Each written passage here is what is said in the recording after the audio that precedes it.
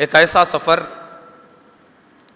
جو 1500 سال گزر جانے کے بعد آج بھی ہر سفر کا امام ہے اور قیامت تک اس کی یہ شان باقی رہے گی کہ یہ ہر بلندی کے سفر، ہر اونچائی کے سفر، ہر رفعت کے سفر کی امامت کرتا ہوا نظر آئے گا،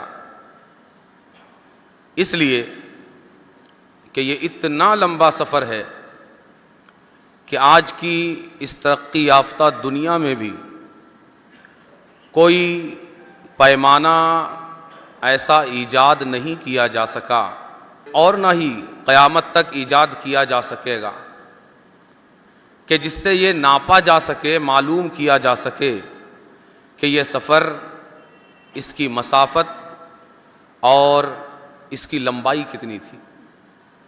دنیا کا ہر سفر جو آج تک انسان نے کیا اور آگے بھی کرے گا، ہر ایک کی مسافت ناپی جا سکے گی اور ناپی جا سکتی ہے، لیکن تنہا یہ ایک ایسا سفر ہے، انسانی دنیا کا سفر، بلکہ یوں کہا جائے کہ تمام مخلوقات کی دنیا میں، خواہ وہ جس نوع سے تعلق رکھنے والی مخلوق ہو، ہر نوع کی مخلوقات کے درمیان یہ ایک ایسا بے مثال، بے نظیر اور ممتاز سفر ہے کہ قیامت تک اس کی لمبائی اور اس کی مسافت کو ناپا نہیں جا سکتا۔ بہت ساری وجوہات ہیں، لیکن ایک بنیادی وجہ یہ ہے کہ مسافت پتہ ہونے کے لیے منزل کا پتہ ہونا ضروری ہے کہ جانے والا کہاں گیا، مسافر کے سفر کی منزل کیا ہے، وہ کس ڈیسٹینیشن کی طرف جانا چاہتا ہے۔ لیکن یہ ایک ایسا سفر ہے جس کی منزل اس دنیا کو نہ کل معلوم تھی، نہ صبح قیامت تک معلوم ہوگی، اس لیے کہ یہ سفر اس مقام کی طرف سفر ہے جسے حقیقت میں مقام بھی نہیں کہا جا سکتا، اس منزل کی طرف سفر ہے جسے حقیقت میں منزل بھی نہیں کہا جا سکتا۔ کہاں تک کا سفر ہے، کہاں تک بھی نہیں کہا جا سکتا کہ اس سفر کی مسافتوں کو کیا نام دیا جائے، تو انسان نے جو نام دیا وہ بھی اس معجزے کے آگے اس کی عاجزی کا بہت بین اظہار ہے کہ اس نے نام رکھا، یہ لامکاں کا سفر تھا۔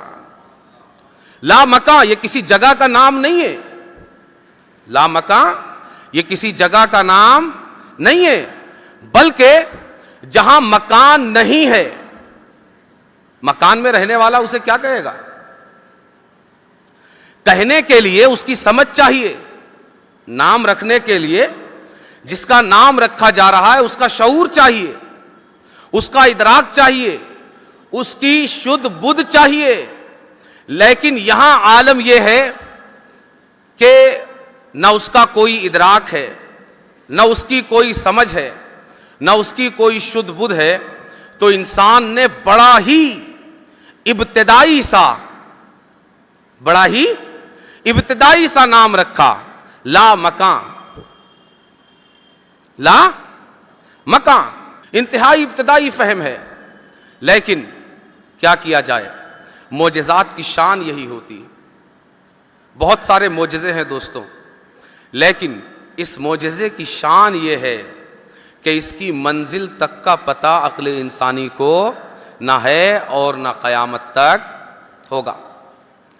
پہلو در پہلو یہ ایک معجزہ اپنے اندر بے شمار معجزات رکھتا ہے، ان گنت معجزات رکھتا ہے، ان گنت پہلوؤں سے عقل انسانی کو حیران اور ششدر کر کے چھوڑ دیتا ہے۔ حضور آقا کریم صلی اللہ علیہ وآلہ وسلم کی کل ظاہری زندگی کا جو دورانیہ ہے 63 سال، اس میں مہینے کتنے ہیں آپ اسے گن سکتے ہیں نا، ہے نا؟ ہفتے کتنے ہیں آپ اسے گن سکتے ہیں، دن کتنے ہیں، گھنٹے کتنے ہیں منٹ اور سیکنڈ کتنے ہیں آپ گن سکتے ہیں، مگر آپ اندازہ لگائیے کہ اس سفر کا دورانیہ کتنا ہے اس 63 سال میں۔ یہ سفر کتنے سال میں ہوا، کتنے مہینے میں، کتنے ہفتے، کتنے دن، کتنے گھنٹے، کتنے سیکنڈز میں ہوا؟ آپ کو تعجب ہوگا کہ وہ سفر کہ آج تک جس سفر کی پیمائش نہیں کی جا سکی، کوئی آلہ ایجاد نہیں ہوا کہ جس سے اسے ناپا جا سکے،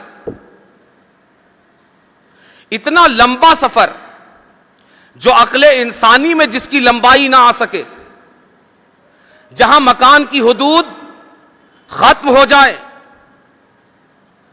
وہاں جہاں کو وہاں بھی نہ کہا جا سکے، تصور اور ادراک تک نہ کیا جا سکے، اتنا لمبا سفر۔ ٹھیک ہے، آپ جگہ کی پیمائش نہیں کر سکتے نا کہ کتنا لمبا سفر تھا، آپ وقت کی پیمائش تو کر سکتے ہیں۔ ہمارا آپ کا کوئی سفر ایسا ہے جو ٹائم لیس ہو، جس میں وقت نہ لگے، حتیٰ کہ میں اگر معمولی سی حرکت بھی کروں، یہ 2 انگلیوں کو اگر میں آگے سے پیچھے کر دوں نا، وقت لگتا ہے۔ ایک جملہ اگر بولوں وقت لگتا ہے، ایک ورڈ اگر بولوں وقت لگتا ہے، ایک حرف اگر بولوں وقت لگتا ہے۔ دنیا میں کوئی حرکت ایسی نہیں جو وقت کے بغیر کی جا سکے، کوئی سکون ایسا نہیں جسے وقت کے بغیر انجام دیا جا سکے، لیکن زمانہ حیران و پریشان ہے کہ جس سفر کی مسافتوں کو اس کے مقامات کے اعتبار سے اور جگہ کے اعتبار سے نہیں ناپا جا سکتا، عقل انسانی حیران ہے کہ اتنے لمبے سفر کے زمانے کو کس طرح ناپا جائے۔ کیا ناپا جا سکتا ہے؟ اگر ناپا جا سکتا ہے تو یقین جانیے کہ ایسا کہنے والا یہ خود اپنی عاجزی پر اپنے ہاتھ سے مہر لگا رہا ہے۔ ہمارا اور آپ کا سفر یہ وقت چاہتا ہے، یہ زمانہ چاہتا ہے، یہ ٹائم چاہتا ہے، مگر قربان جائیے وہ سفر جس کی مسافت لا مکانی ہے، وہ سفر جو مکان کی حدود سے ماورا ہے، وہ سفر جو کائنات کے تمام اسفار کا امام سفر ہے، وہ سفر جس کا مقابلہ آج تک نہ کوئی سفر کر سکا، نہ قیامت تک کر سکے گا۔ ملا کا ہر سفر، خلا کا ہر سفر اس کا مقتدی نظر آتا ہے، مگر قربان جائیے جب مصطفیٰ کی سیرت کو ہم دیکھتے ہیں، اس 63 سالہ زندگی کو جب ہم دیکھتے ہیں اور یہ پتہ کرنے کی کوشش کرتے ہیں کہ کائنات انسانی بلکہ عالم خلق کا سب سے لمبا، سب سے طویل سفر یہ کتنے دورانیے کا تھا، اسے کتنا وقت لگا، تو ہمیں جواب یہ ملتا ہے کہ جو کنڈی ہلتی ہوئی چھوڑ کر گئے تھے، جب واپس آئے وہ کنڈی بھی ہلتی رہی، جو پانی بہتا ہوا چھوڑ کر گئے تھے واپس آئے تو وہ پانی بھی بہتا رہا، جو بستر گرم چھوڑ کر گئے تھے جب واپس آئے تو وہ بستر کی گرمی بھی برقرار رہی۔ دوستوں، مقام حیرت ہے کہ جس نبی کی ظاہری زندگی کے 63 سالہ دورانیہ، اس کا ایک لمحہ، میں ایک لمحہ بہت زیادہ بول رہا ہوں، میرے پاس لفظ نہیں ہے کہ میں اسے تعبیر کر سکوں، میرے پاس الفاظ نہیں ہے کہ میں وقت کی اس اکائی کا صحیح اندازہ کر کے اس کو اپنے الفاظ میں تعبیر کر سکوں۔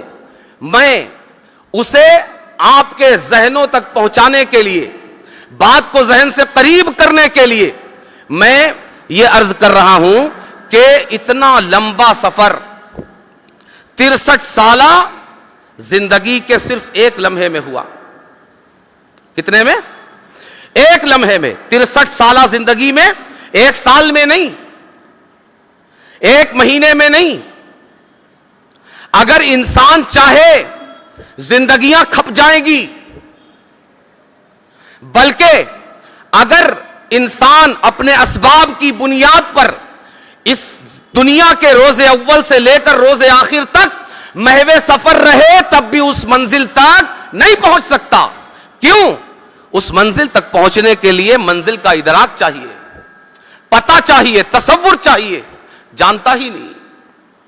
لیکن آپ کو تعجب ہوگا کہ یہ سفر سالوں میں نہیں, مہینوں میں نہیں, ہفتوں میں نہیں, دنوں میں, گھنٹوں میں, منٹوں میں نہیں, ایک لمحے میں انجام پایا. دوستوں میں عرض یہ کرنا چاہتا ہوں کہ آپ اس نبی امی کی 63 سالہ پوری زندگی کی قیمت کا اندازہ لگائیے, جس کی 63 سال کی زندگی کے ایک لمحے کی شان یہ ہے کہ وہ لامکاں جاتا ہے اور لامکاں سے لوٹ آتا ہے. اس کے 63 سال کی کیا شان ہوگی, اس کے 63 سال کا کیا عالم ہوگا.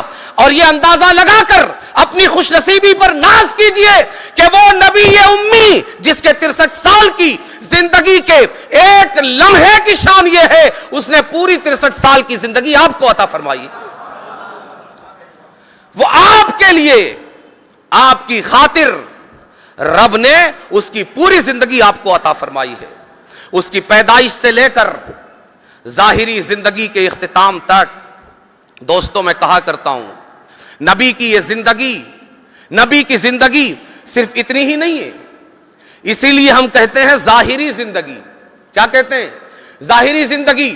دوستوں میں ساری دنیا کو کہنا چاہتا ہوں اور سارے مسلمانوں کو کہتا ہوں کہ قیامت آنے تک ساری دنیا کو یہ کہتے رہنا کہ تم مصطفیٰ کی زندگی کا حساب کیا لگاؤ گے, تمہارے پاس مصطفیٰ کی ظاہری زندگی کے ایک لمحے کا حساب لگانے کا طور موجود نہیں.